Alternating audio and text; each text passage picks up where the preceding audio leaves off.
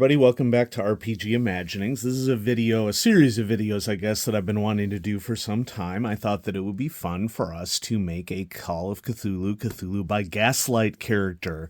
The Investigator's Guide came out this past fall, and the Keeper's Guide will be coming out during the first half of 2025. And it's been a while since I've done a Build-A-Character video on the channel, and since Call of Cthulhu is my favorite role-playing game of all time, followed closely by Traveler, and I would add Savage Worlds and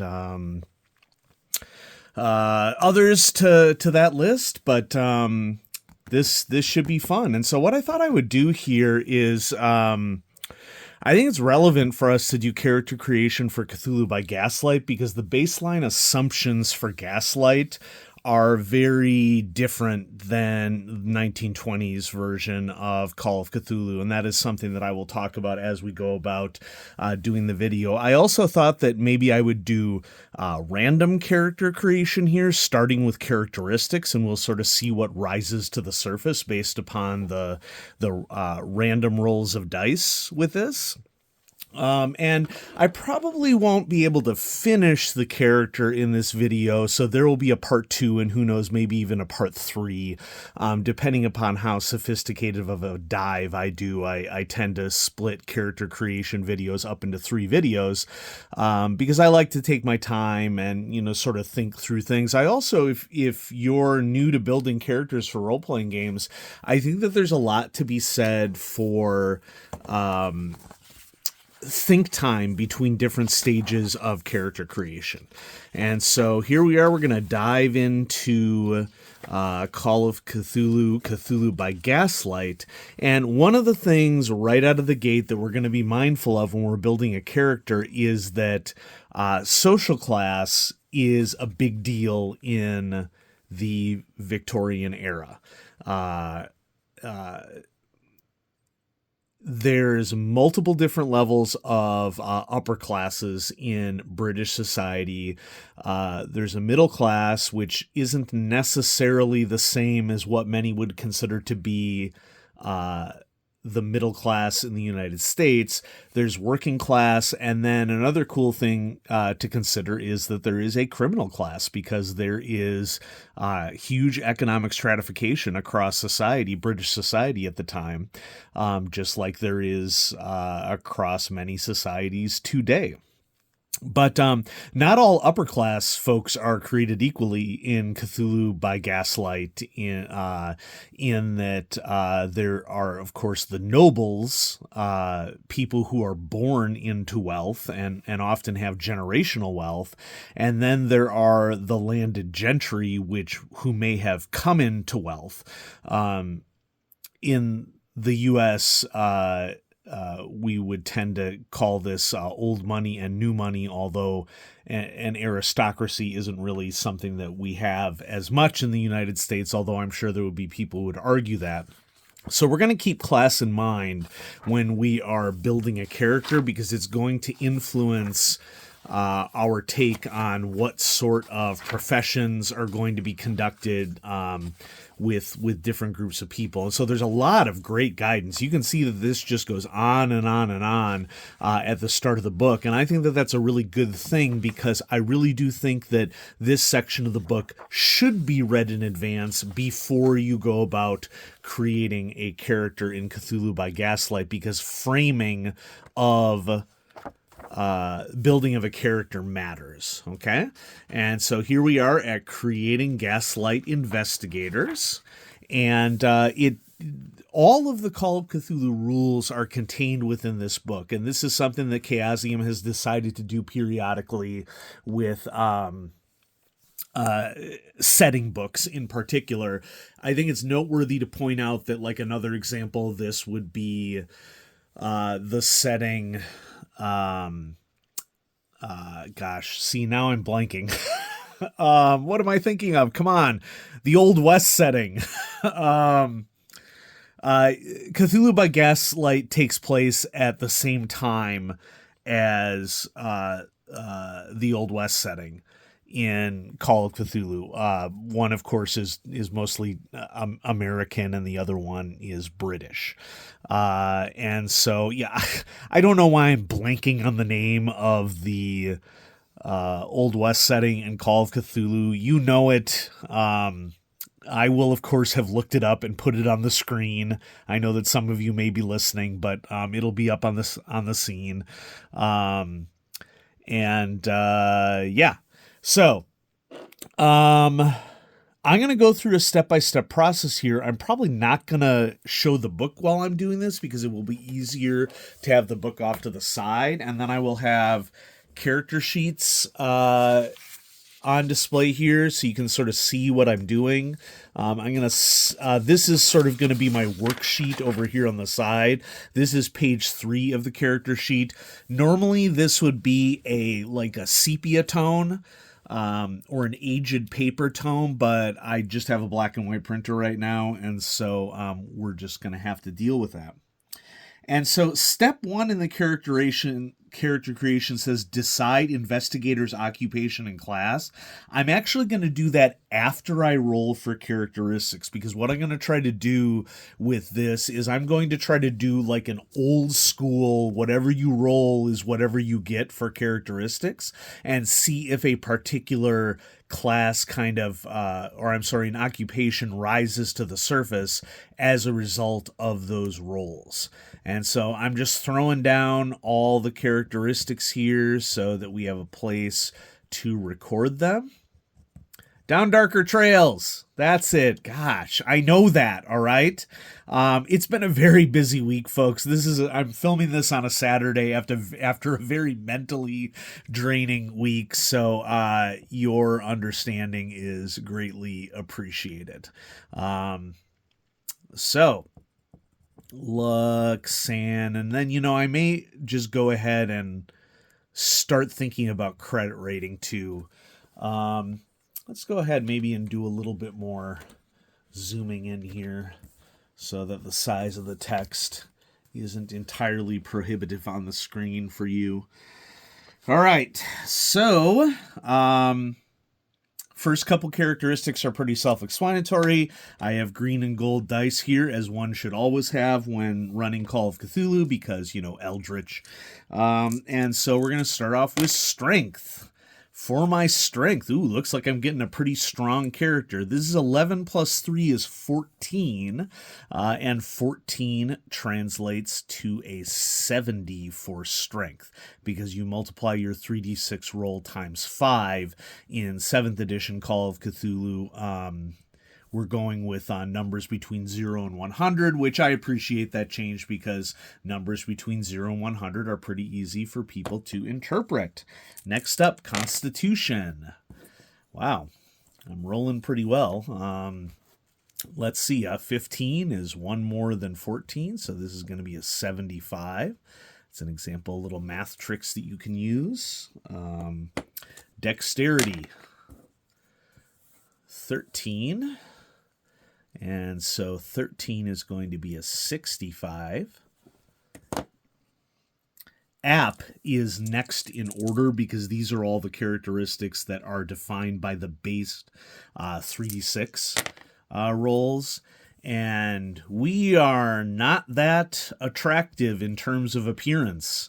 We're looking at a 6, and 6 times 5 is 30. And so this is not somebody who's going to be charming or who's going to meet society's definitions of beauty at the time. That's not necessarily a crippling thing for a character under the right circumstances. So we're going to see what rises to the surface here.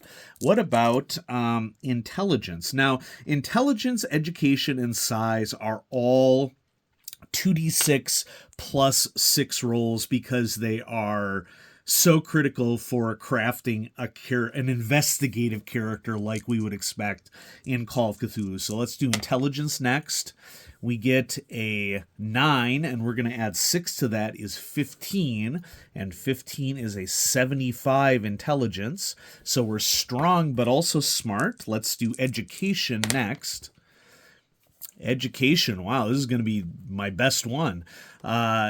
17 will be let's see, I believe that's 80. Correct me if I'm wrong. No, that can't be right. 16 is 80. So education is going to be 85.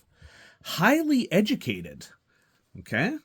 Not so great looking. And so, maybe this is an indication that I was the not so attractive member of an upper social class that was able to buy my way into a school, and it wasn't a negative thing for me. Whoops, I missed POW on the 3d6, so let's just go ahead and roll power.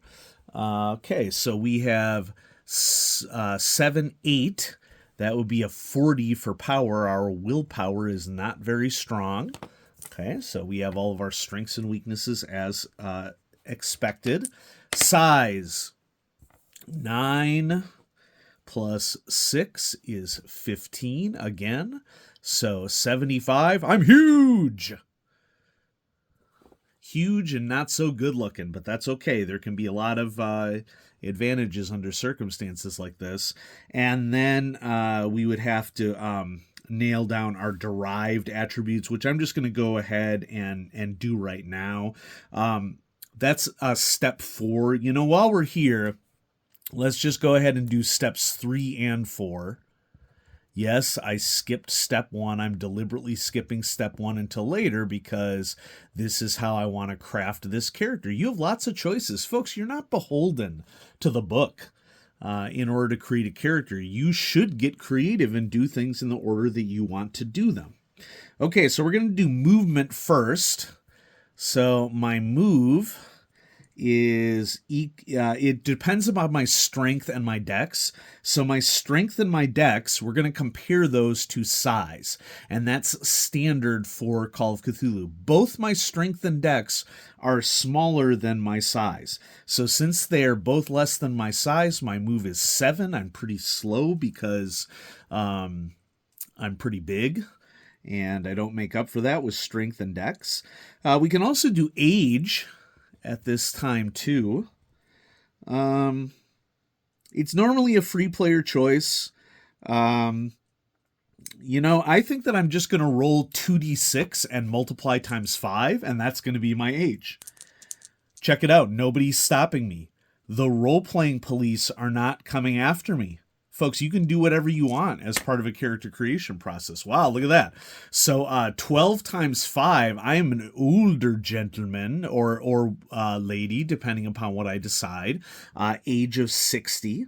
And so basically what this means now is that I need to make some improvement checks for education, but I'm going to also need to do some deductions to the rest of my stats. Okay?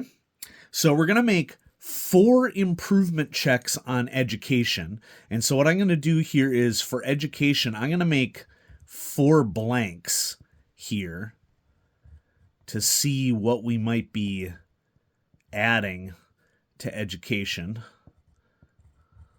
Okay. And the way that you make an education check is to roll D100, which let's see what sort of dice I have lying around here. I didn't really plan out exactly what I was going to do when I arranged for this, but let's just, here we go. Oh, okay, I have my, I have a stone set here that we can use. And the way that you make an education check is basically the more education that you have, the more challenging it is for you to improve it. And so I will need to roll higher than 85 in order to be able to add anything to my education. We're going to do it 4 times. Okay, first one, 72. Not adding anything. Not exactly a surprise. Next, 78. Not adding anything. Next, 38. Not adding anything. I mean, odds-wise, the odds of me having even one roll that are greater than it are pretty slim, but I got one, 93. And so this means that I get an improvement roll. Okay. And so I'm going to roll D10 and add that to my education. Waha! 4. Okay. So we're going to add 4 to my education score, and that's going to change my 85 to an 89. Nice. I am highly educated. I have a PhD with that education score. And so that is the first part of correcting for my age. I did my education checks. I deduct 3 from my move, so my move goes down to 4, which, you know, as one ages, the knees don't work as well. And so that's going to influence the style of character that I have here. Also having lead difficulties. I'm a mechanical pencil, but I fixed it. And now we're going to deduct 20 points among strength, con, or dex.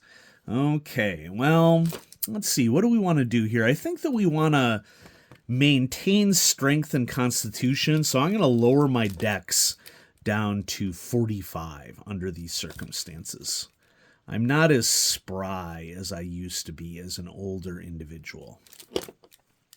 One of the things that basic role-playing in Call of Cthulhu does really well is considerations of you taking on challenges for your character to make them more interested to roleplay and to craft a story. Which, you know, I want to be clear here that we're talking about role-playing, not role-playing. Okay? Folks, role-playing games, I mean, you can do whatever you want at your table, but a role-playing game is not designed to replicate video games and to create, you know, super overpowered characters under all circumstances. I mean, there's certainly room for that, and you can certainly do it. Not exactly my cup of tea. But now that we have step 3 out of the way, let's go ahead and do step 4. Your sanity points are equal to POW. So my POW is 40, so I start with 40 san. That's going to be a liability for sure. That's cool. Hit points. You add your con and size together and then divide the result by 10, rounded down. So I'm big and I have a strong constitution, so I'm 150 divided by 10, 15 hit points. I don't know that hit points are really going to help me in Call of Cthulhu, but there they are. I might actually be able to take a hit before it's completely detrimental to me. Magic points are 1/5 of POW. So my POW is 40, so 1/5 of 40 is 8. And some of you may be wondering, how do you do the math so fast? Well, it's basically mental memory for me because I've been playing Call of Cthulhu so awesome that I have very strong connections between how to do 5th values in 7th edition. Okay? Damage bonus. There is a table for this. I'll just bring the book back in for this. Okay, here's our table. Damage bonus and build are associated with your strength added to your size. And once again, this is going to be a big number for me. Okay, it's pretty likely that I will have a damage bonus. My strength is 70, my size is 75, so I am at 145. And at 145, I am at the first bonus level for damage bonus and for build. So, my damage bonus DB is plus 1d4, and my build is 1. And for those of you not as familiar with Call of Cthulhu, build grants bonuses and penalty dice depending upon differences in build between different individuals. Okay? Now, next up, I think now would be a good time to look at occupation and class because I want to have a rough estimate of what's going on with my character before I do that. And so maybe before I delve into occupation and class, I'm just going to go ahead and start filling out the sheet proper under these circumstances. I'm not going to do name or social status or anything like that yet. I'm just going to deal with what I've done so far with my stats because I'm going to sort of use that to guide what my occupation could be. And so I'm just going to go through here and fill some stuff out. So maximum hit points, 15, magic points, 8. You know what? Let's just go ahead and roll luck at this stage. That usually would come a little later on. but I'm looking to fill everything out as much as I can. So yeah, let's go ahead and roll luck. Luck is just going to be a straight 3d6 times 5. And we have 13, and so that would be 65. Pretty good luck. Okay, I've built up some karma over my life. And now we'll get the rest of the characteristics in here. 70, 75, 45. Int is 75. Size 75. POW 40. App 30. I'm not going to be charming anybody too well. And then education 89. Now, this is something that's cool about BRP. If I wanted to dedicate the skill points to be charming despite my appearance, that's something that I could totally do. There are tons of people out there who are not conventionally attractive that are charming.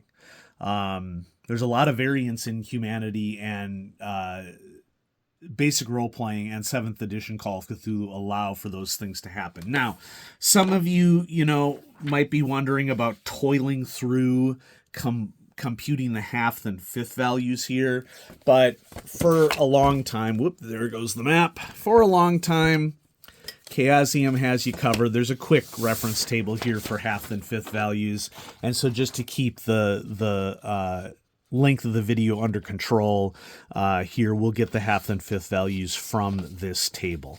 So what you do is you find your value. Here's 70, and my half is 35, and my fifth is 14. So you don't have to have a calculator available for you. There are all sorts of tools.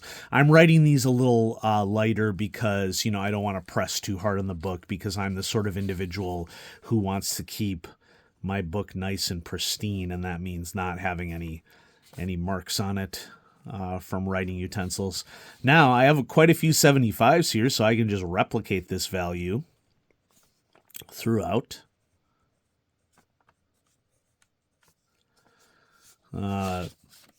These lower values are easier. Okay, I don't need to look at the table for these. An education of 89. 89 is right here. That'll be 44 and 17. So for those of you who are new to basic role-playing or to Call of Cthulhu, half and fifth values determine your likelihood of getting a hard success or an extreme success on a roll, which, with an education of 89, I have a pretty good chance of getting an extreme success on any roll that involves like a knowledge roll. And so that's, something that could be the wheelhouse for my character, although this is a pretty strong character overall for one that was rolled up randomly, but we're going to run with it. And so 45 is a 22 and a 9. I don't like that. That 22 doesn't meet my requirements. That's better.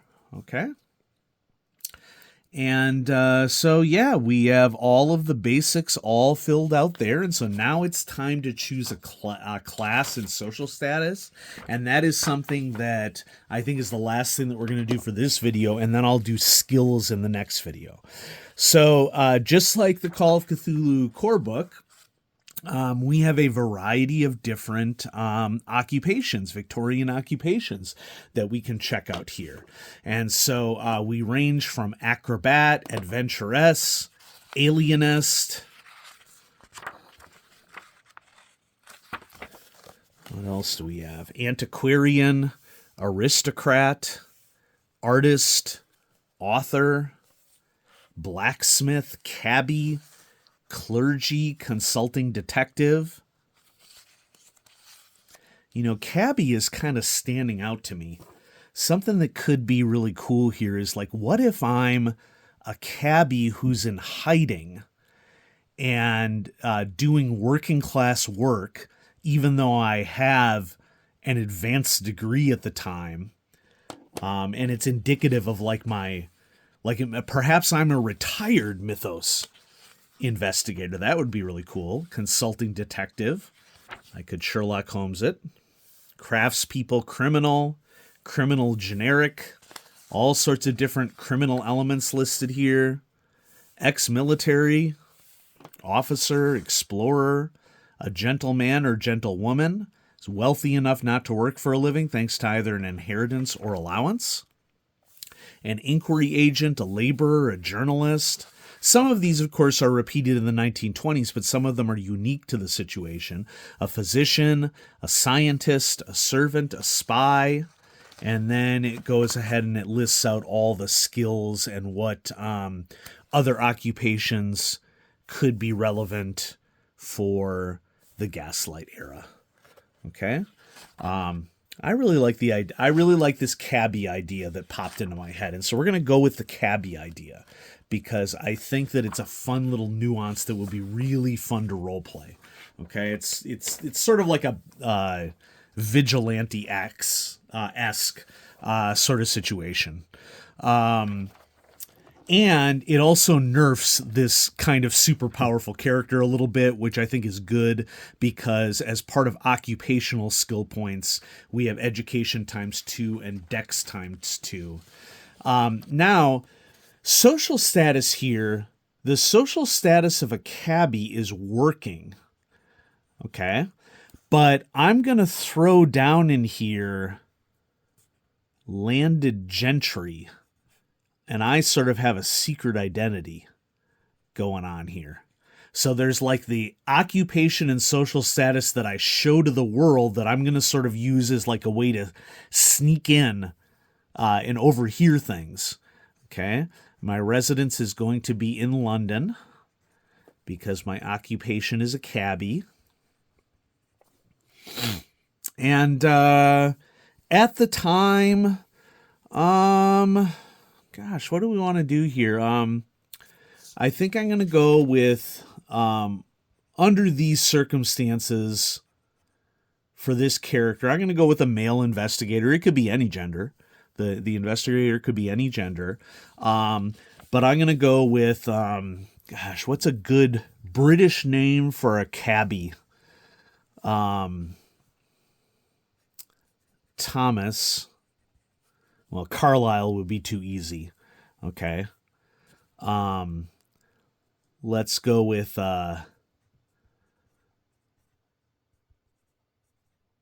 Thomas Higginbottom. I like it. Yeah.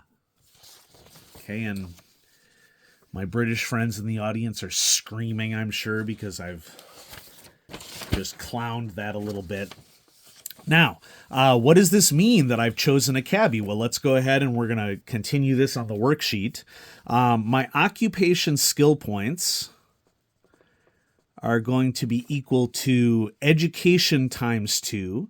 So we're going to have 89 ×2. 90 ×2 is 180. So 89 ×2 is 178. And then we're also going to have dex ×2. And I took a compromise on my dex. I still feel pretty strongly that that's the right way to go because I honestly don't want a character that's too overpowered. And I like that I've kept my strength and my con high because that, will sort of like help me with sort of like the down and dirty work that I want to do as the style of mythos investigator that I'm working with here. And so that goes to 90. So 178 plus 100 would be 278. So let's just subtract 10.